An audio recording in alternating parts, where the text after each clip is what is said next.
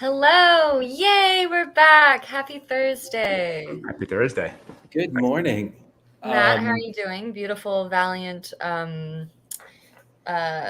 plaid shirt. Perfect, Or very scheme. appropriate. Oh, Yeah.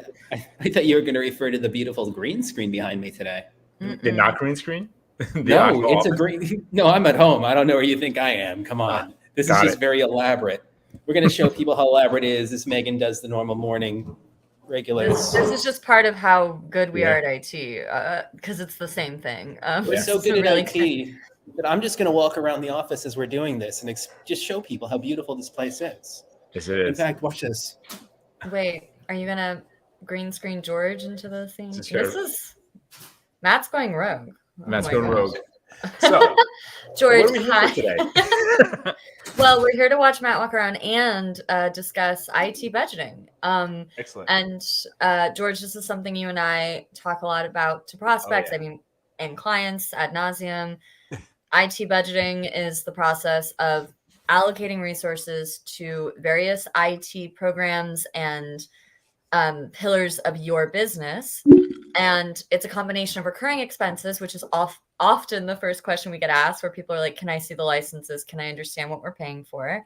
And ones that are fixed and going towards a project or initiative, which is also something we handle. Right, or a piece of hardware or an asset. That's Yeah, or a migration or, any of that. And it's a really important part of the planning process for any business that uses technology, which is almost every business right now.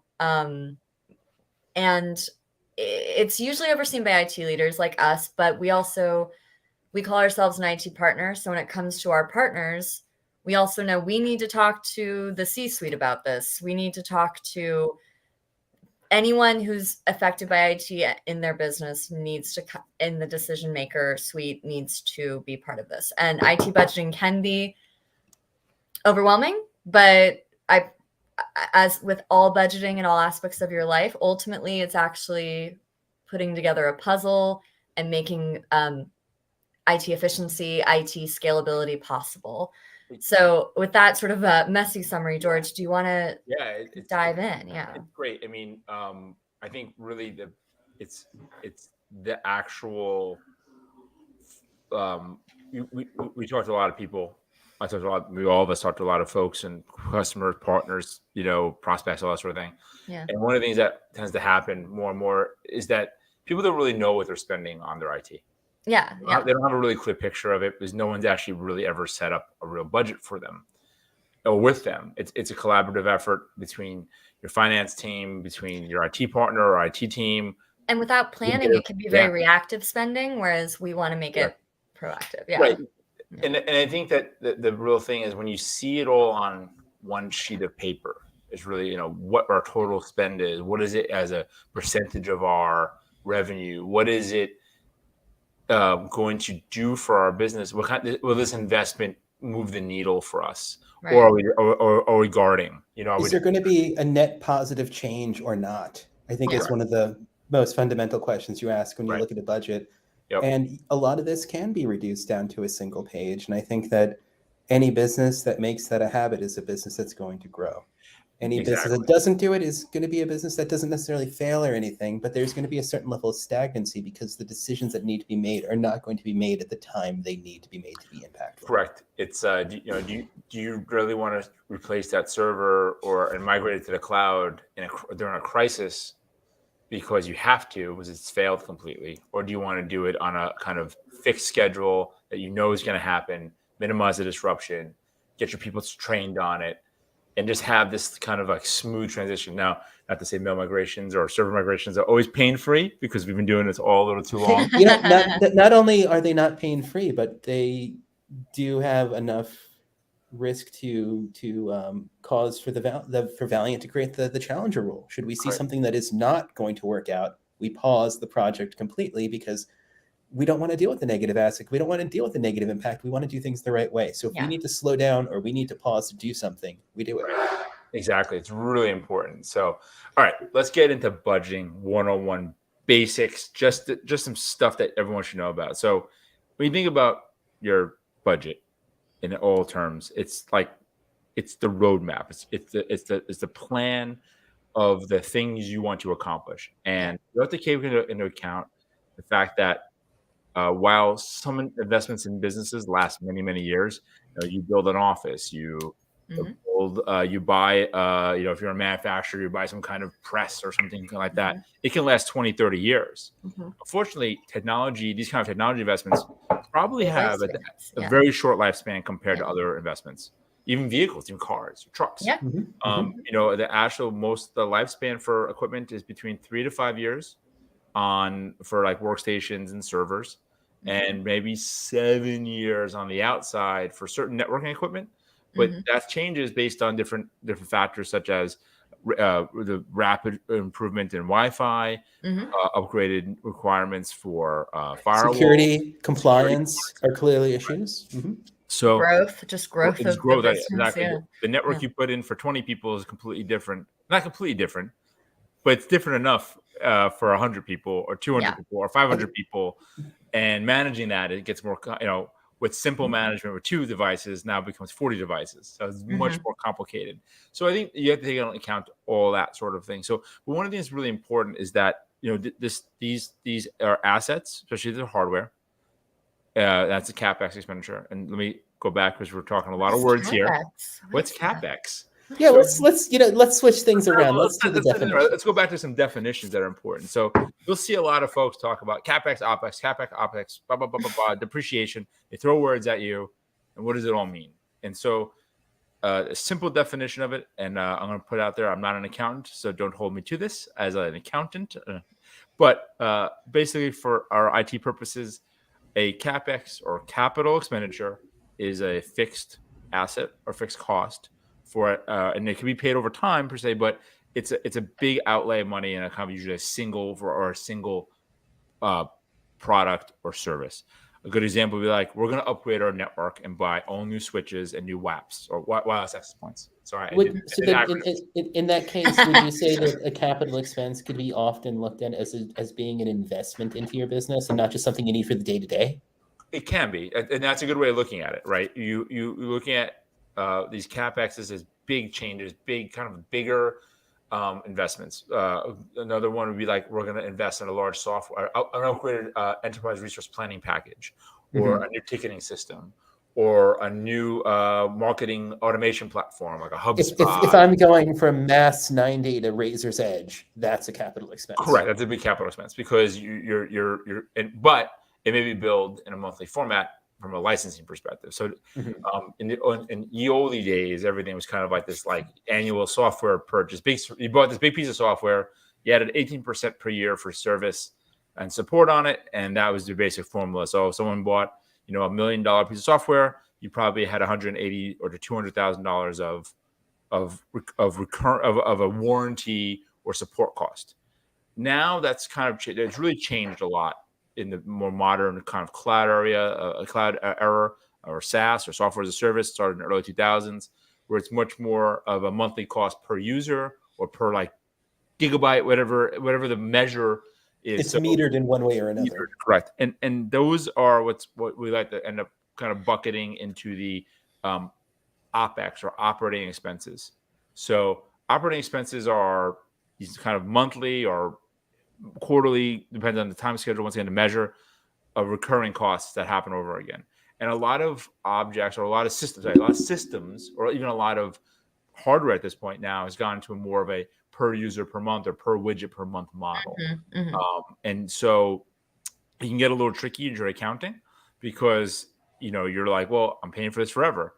Yes, but you don't have the associated cost of a bit larger upgrade cycle down the road. So when you're looking at, I'm going to introduce another word here that will confuse people even more, called total cost of ownership. And that is when you look at any system or product or service. Let's do a quick example. Total cost of ownership of a car. You've got the expense of the car, you've got maintenance, you have gas, you have insurance, you have windshield wiper fluid, you've got your changing of your tires. All of those things are the expenses that are not part of that upfront initial expense for the car itself, but they should be expected for at least the duration of the lifetime of the car. Right. And depending on what kind of car it is, it can be more or less expensive. You buy a fancy BMW, it may have a higher cost of ownership because it might need more expensive parts. BMWs tend to eat tires because people tend to drive them harder and to run flats. There's always a reason why. But and once again, it's like buying a piece of equipment. Like I'm going to buy, a MacBook or a MacBook Air. They tend to have a slightly longer lifespan than a lot of Windows hardware. Apple makes a great piece of hardware, but at a certain point they do wear out as well. So so let's say your average kind of like lower cost, Intel laptop might last 3.5 years. And then you start kind of failing depending on the price point, whereas your kind of average MacBook will last that 4 full years. But once again, it's all context. What is the person using it for? What is your team going to use it for? How, are the applications they're using, which is really what matters? Yeah. Going to have a much higher demand on it. So we're getting all over the place here. So I apologize. No, but these things are important because look, when we talk depreciation schedules, even as an IT director in the past, I would always look at that default to 36 months and move on with my day. But that's not really the best way of looking at it because, like you said, context means a lot. Right. What kind of work is being done? Really quickly, I'm using a 2021 MacBook right now to do the stream, running it here from one of our spaces. And at home this morning, I sent an email off of a MacBook Air that I've owned since 2014. And it's great for email. It's great for getting into Word and doing little things here and there. And it's strange that I still have a machine that old, but the thing is just a tank and I love it. But if we were to use it for what we're doing today, none of this would happen. Also, so again, it really turns on its workload and purpose. It's going to play a large role in what the anticipated lifetime of a piece of equipment or other significant purchase is going to be.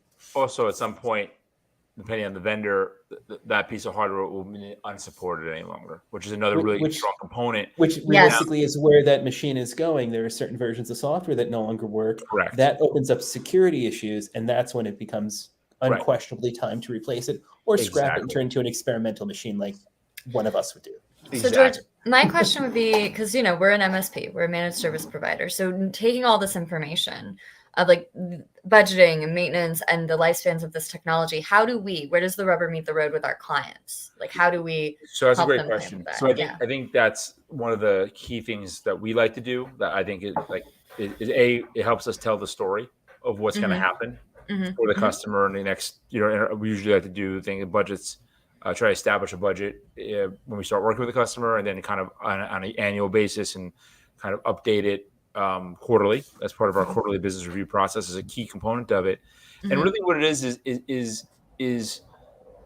building an ability for the business management, the leadership to look at what the spend is and then truly applying it to their goals and their desired outcome, which is to where it's grow the business. It could be save cost. It could be to acquire another business. Sometimes we work with customers that are acquiring new businesses or doing a merger, and so we have to look at that, and that may be something we have to budget for. So that's and it really is a way that the perfect state for us is to have enough information to build a budget that reflects the goal of the business. Yeah. And we don't like hitting costs either. We don't want. So and it goes back to some of the fundamentals, because if someone's going to say build a new office space, is always a kind of a classic example, because it's it has a huge capital expense. You're buying a lot of, you're buying some networking. You might be having to bring in outside wiring, an audiovisual vendor.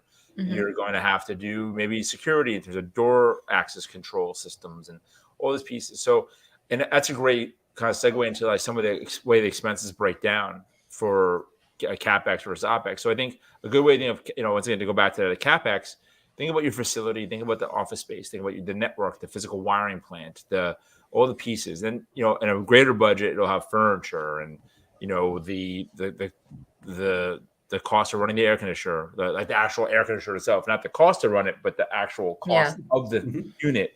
Yeah. And I think and once again, if you're working with your accountant, a lot of those CapEx expenses can be depreciated very quickly in a given year. There's a bunch of laws around that and how businesses operate with taxes. Consult your tax and account professional. But that's a really good way. A lot of times at the end of the year, we'll see a lot of folks looking to maximize their spend, and they'll buy equipment for next year in the previous year.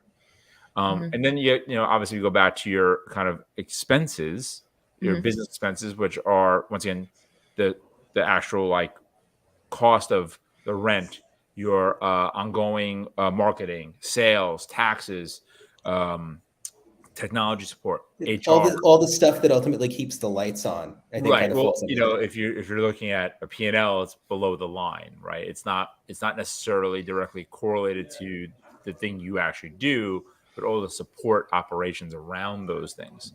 I spent a lot of time in budgets, both for Valiant and for our customers. So I think an IT can be, and technology in general is sort of unusual because a lot of the technology may be so critical for your service delivery or whatever your business does that it really should not be just an expense, right? It's a cost. It's a cost of your cost of goods sold is usually a term you might see in a budget. COGS. COGS. You heard that term kicked around.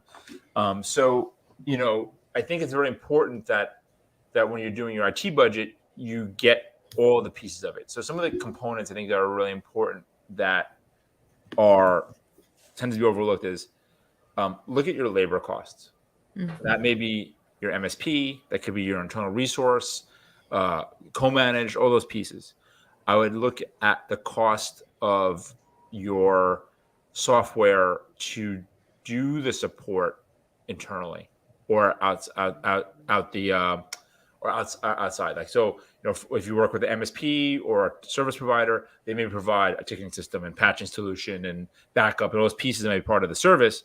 But if you do it in-house, you have to break those out, which is fine. That's part of that. And there's advantages to both. It works. It worked beautifully for me over the years, and seeing Valiant's way of having everything in not one place, but using common pieces of software works beautifully as well. Again, it comes down to context and what exactly it is that you're doing and who you're serving. And a lot of it too is, I think, it's capturing that cost, which is really important. I think other pieces that are important that tend to get overlooked is look at all of your little small expenses that add up really fast. Yeah. One of the places that we find a lot of just waste and security danger, and you've heard us talk about it many times in the stream, is the shadow IT. Yeah. Shadow IT and cloud sprawl. When you put those two together, they become a major issue. And I think it's the kind of thing that it's becoming more and more easy to equate to our daily lives. You ever seen those commercials where it's like, you can download this app and it's going to tell you about the 12 different services you're paying for monthly that you probably didn't know about? Correct. It's having that Spotify account and not being aware of it. It's having, the Apple TV. Yeah, just throw the word plus at any media company now. Grammarly subscription, my Strava running app, and you start adding all together. You have all these $2 for this thing, $3 for that. That's $5 a month. That's 60 off of these two little things. We're talking about personal finances now. That $60 could be $120,000, $200,000 when you look at it for the sake of your business. And and it was one of the greatest and worst things that ever happened with technology was that. Any person with a credit card in an organization go out and get unbelievably powerful resources to move the needle forward. Now the backlash that's been happening over the last couple of years has been the security implications of that kind of DIY.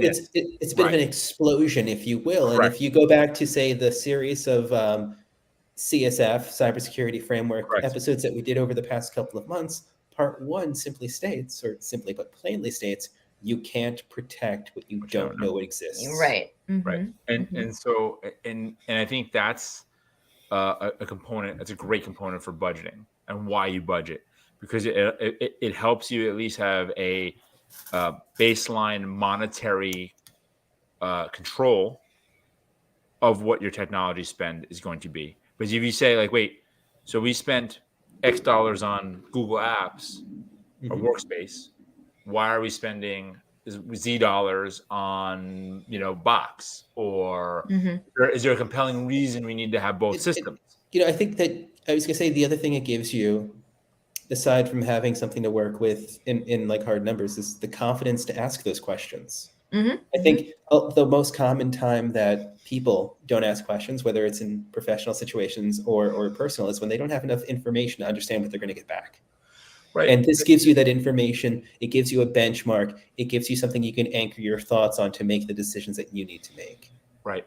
And I think the other piece of it that's really important is when you see it laid out, you can start anticipating how it's going to impact the operation really positively. An example would be we worked with a customer, we onboarded them, really painful kind of onboarding, and just really old equipment. They had some special needs, requirements. And in the end, once we completed the onboarding, they basically had to refresh their fleet in a very short order. And the ticket data, which is always an interesting place to operate and look at, is the number of tickets they opened once the fleet was upgraded to a modern standard was probably cutting at 75%.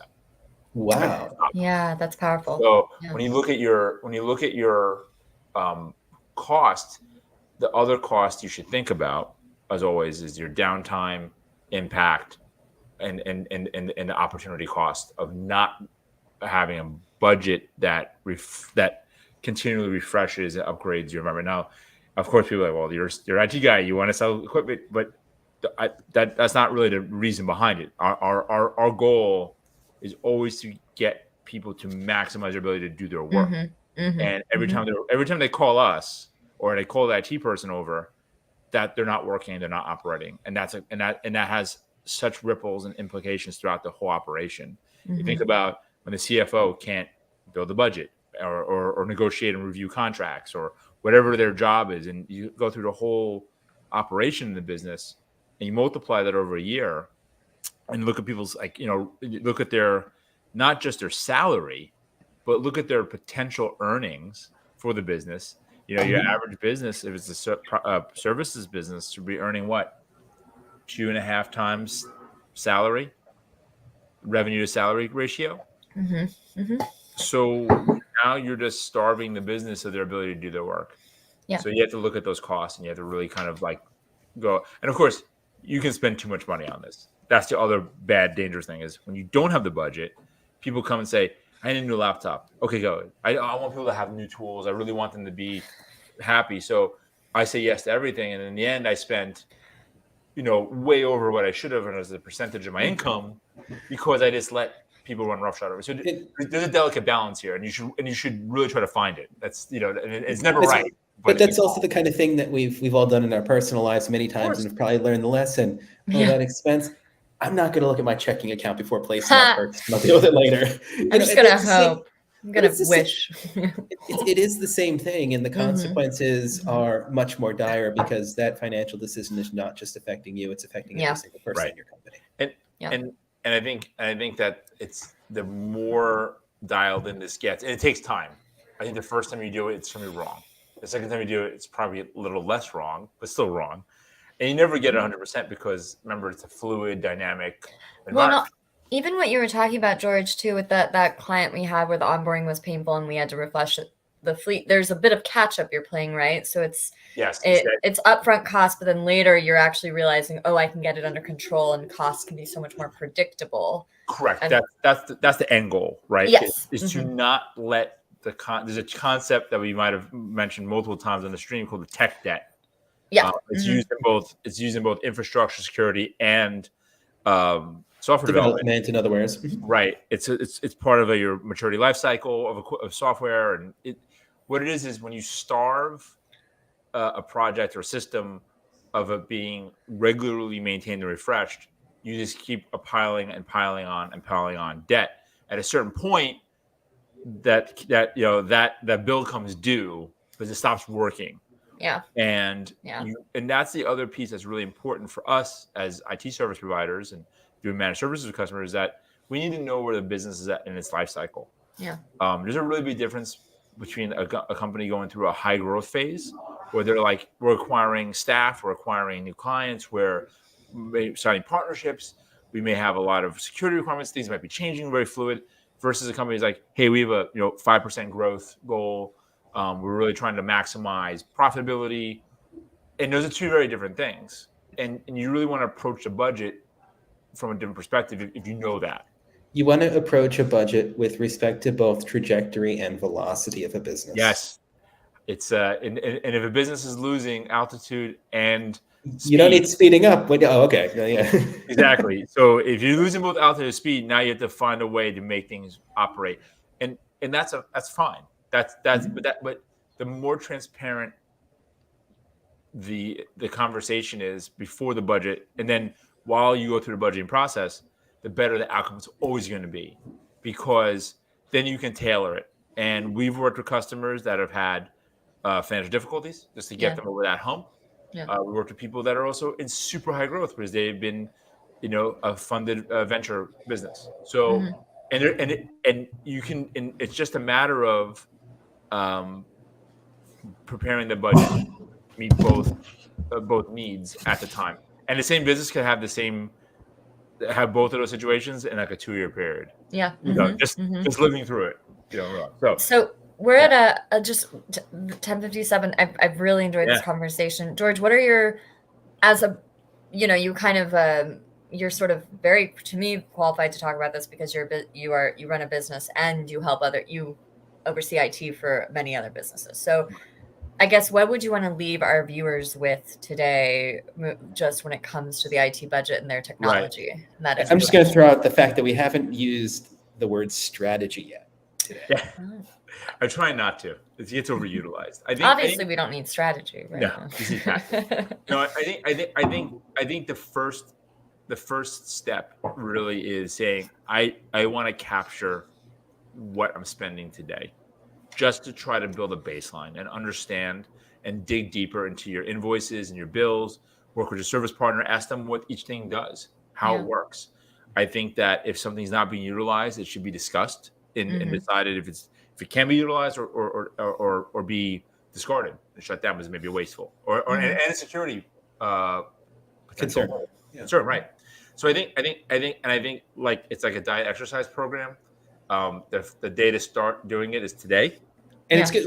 Let's acknowledge that day is probably going to be a little bit painful, but it's for benefits. And it gets better over time. I could say that even in working on Valiant's budget as a company owner, and it's very different than the one I did 5 years ago, because you learn a lot as you do it, and you get more deep into the operation in a way that is a different view, especially if you're a creative person. If you're a creative person, or you run a creative company, or you work for a nonprofit, your mind is not necessarily on these numbers. You don't live and die in them. You're maybe a people person, or you're a visual artist, or you might be a musician or an actor.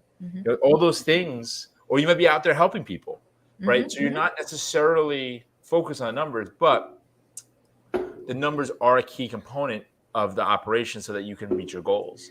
So I think you have to kind of accept the left brain, right brain dichotomy a bit and just get started. And even and work with someone that can help you get it to a place that you can both understand it and understand make it actionable. Execute it, keep it under control, because I think that one of the most important things from the discussion we had that led to today's episode was the line that multiple strategies can be just as bad as not having any at all. Yes, because then nothing gets done. Yeah. Right. Well, I mean, or they're competing with each other. Yeah. Right. And that could be very problematic. Especially in a larger operation, there's more bandwidth to do that sort of thing. But in a small company, you really need to focus your fairly limited resources on the company's overall goal and executing on that, so that it actually happens. Most IT projects die because not because people don't want to do them, but because they don't have the follow to finish them completely. Yeah. So it's really There's also sometimes no buy-in from the start. And I think that was Yeah. another part of what we were talking about, is that everything that we've talked about today really does need to be a part of your executive or your leadership strategy, depending on Yes. how your business is constructed or formed and the size of it. And that's important because you need to include technology in the shared vision, the objectives, the key strategies. Got to get that word in. I'm going to one more time. We'll get it 3 times. key strategies. Got it. And it's like, why? It's because you're using this technology to support the why, which is how you handle the vision, the objectives, which are the what, and the strategies, 3 times, is the how. If your technology is not able to address those 3 items, It's probably not effective.